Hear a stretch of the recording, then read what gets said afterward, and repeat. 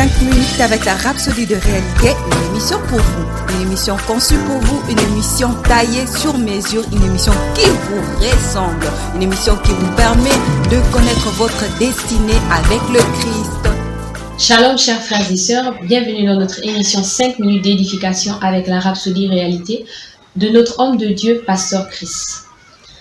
Aujourd'hui, mercredi 30, la Rhapsodie nous parle du thème héritier de l'abondance. Et le verset d'ouverture est tiré dans Galates 3 au verset 29 qui dit « Et si vous êtes à Christ, vous êtes la postérité d'Abraham, héritier selon la promesse. » 2 Corinthiens 8 au verset 9 dit « Car vous connaissez la grâce de notre Seigneur Jésus-Christ, de riche qu'il était, s'est fait pauvre afin que par sa pauvreté vous fussiez enrichis. » Qu'est-ce que cela veut dire? Tout d'abord, comprenez que Jésus n'a jamais été pauvre spirituellement. Par conséquent, l'écriture précédente fait référence aux bénédictions physiques, matérielles et financières. Jésus s'est fait pauvre pour vous, afin que vous puissiez hériter de l'abondance. C'est simple à comprendre. Conformément aux œuvres de substitution du Christ, Dieu a conféré nos péchés à Jésus sur la croix et nous a conféré sa justice et sa résurrection. De même, Jésus a pris notre pauvreté et fait de nous des héritiers selon son abondance.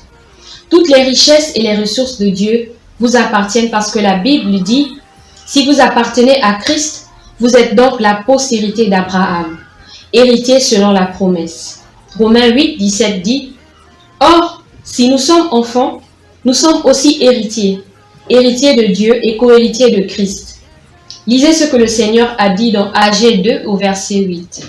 « L'argent est à moi et l'or est à moi, dit le Seigneur des armées.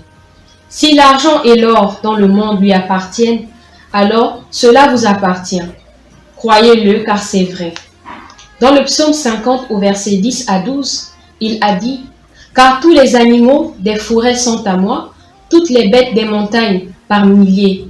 Je connais tous les oiseaux des montagnes, et tout ce qui se meut dans les champs m'appartiennent, car le monde est à moi, et tout ce qu'il renferme. » Pas étonnant qu'il a dit dans 1 Corinthiens 3 au verset 21 à 23, « Tout est à vous. » Comment quelqu'un pourrait-il lire ceci et continuer à vivre une vie pauvre? Vous êtes propriétaire du monde et de toutes choses. Que cette vérité vous pénètre. Rejetez la pauvreté et choisissez la vie joyeuse et prospère en Christ. Ne considérez pas votre travail ou votre entreprise comme votre source de revenus, mais comme un moyen de bénir les autres. Votre prospérité est un fait établi. En Christ, vous avez été amenés dans la vie surabondance. Reconnaissez et appréciez votre héritage. Alléluia. Chers frères et sœurs, la Rhapsodie d'aujourd'hui est tellement inspirante car elle nous dit que Jésus-Christ, de riche qu'il était, il s'est fait pauvre afin que nous fussions enrichis. Alors comment pourrions-nous vivre une vie pauvre, une vie de lamentation, alors que Jésus-Christ est mort pour nous? Alors je vous encourage, chers frères et sœurs, à rentrer dans votre héritage en Christ et à prendre possession de ce qui vous appartient. Car la parole dit, tout est à vous. Alléluia. Alors nous allons juste prendre quelques secondes pour méditer sur ces paroles que nous venons d'écouter.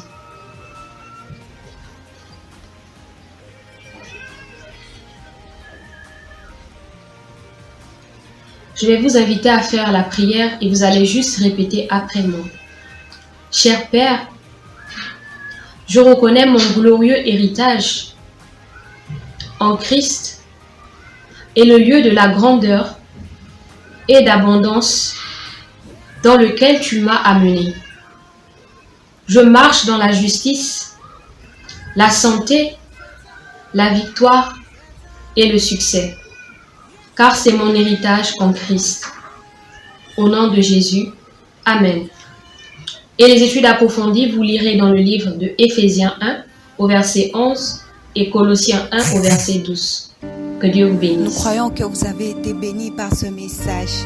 Nous vous invitons à faire de Jésus-Christ le Seigneur de votre vie en disant cette prière. Seigneur Jésus, viens dans mon cœur et deviens le Seigneur de ma vie.